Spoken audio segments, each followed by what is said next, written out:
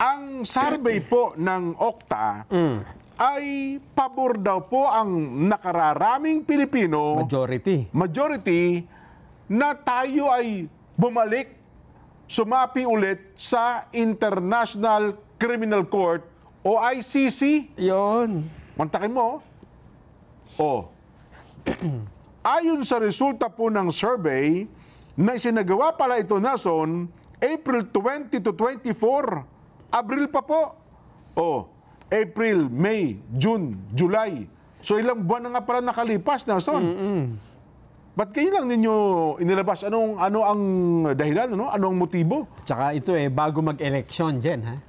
Isang buwan halos bago mag-eleksyon. So ang resulta ay, una, 85% ng mga Pinoy ay aware kung ano tong ICC. Yung awareness nila ay mataas. Awareness. Naman, sa nangyari sa Pilipinas, tsak yun. Tapos, kasabay ng awareness, kasi yun una itatanong alam nyo ba kung ano itong ICC na ito, etc., etc.? Opo, alam po namin. Tapos, kayo ba ay sang-ayon na muli tayong umanib? Sumapi? Diyan sa ICC na yan? Malinaw daw pong lumalabas, mga kababayan, 57% ng mga Pinoy ang pabor na muling maging miyembro ang Pilipinas ng International Criminal Court, habang 37% naman ang nagsabing ayaw kontra dito at 6% lamang ang undecided, wala pong sagot. Walang pakialam. Ayon po sa Okta Research, malaki rin po ang level ng percent ng awareness level ng mga Pilipino. Kasi nga, nabanggit mo kayo na, Nelson, 85% dito nagsabing aware sila tungkol sa ICC at mga kaugnay na issue rito, at 13% lamang ang walang kabatiran. Ukol po sa ICC o unaware.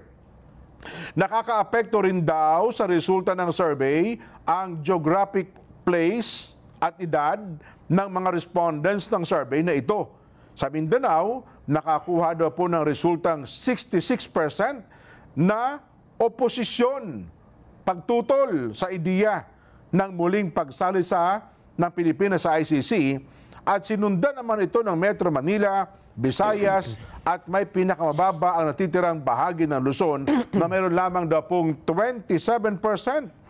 Sa mga rehiyon ng bansa, tangi pong Central Visayas, Northern Mindanao, Zamboanga Peninsula, Davao Region, Socsargen, Caraga at ang BARMM ang nakakuha daw po ng mas mababa sa 50%. Nason. Yun ang lumalabas po sa survey ng Okta. Eto dyan, ha? Ikaw naman, anong masasabi mo dyan? Eto ang question dyan.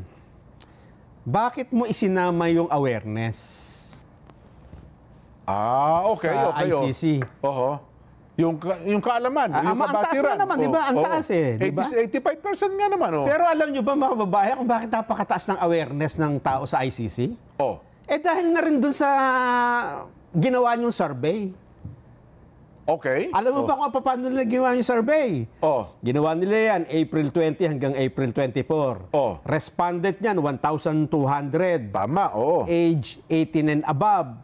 Face-to-face interview. Mukhaan yan, Metro Manila, Balan, Luzon, Visayas and Mindanao. Margin of error, plus, negative, 3%. Confidence level, 95%. Napakataas.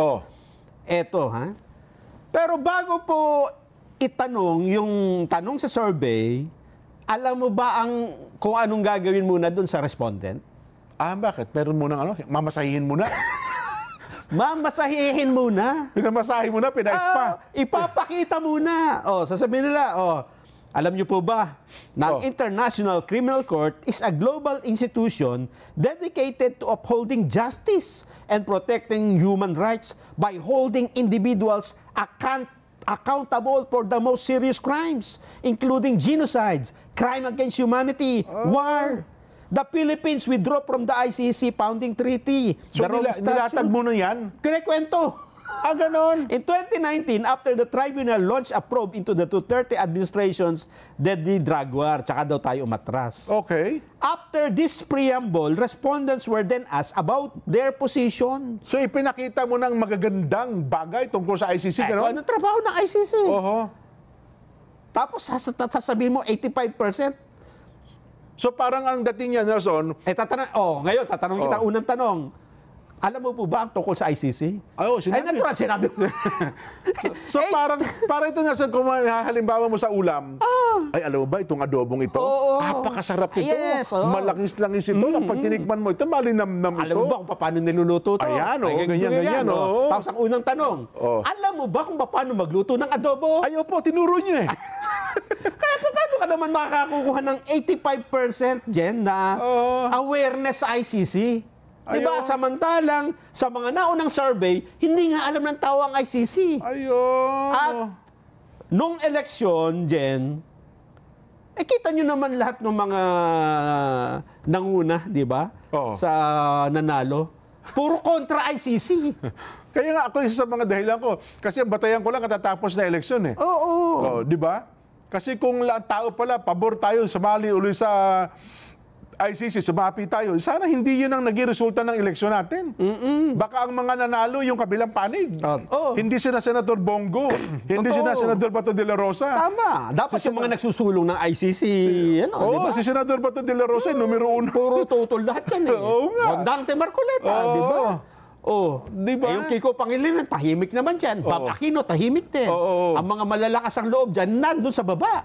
Totoo. Na magsalita laban sa Pangulong Duterte at suportado nila ang ICC. So parang binigay ko halimbawa ka yung adobo, sapagkat pinataka mo yung tao, tatanungin mo ngayon, gusto niyo ba magluto rin ng adobo? Ay naman.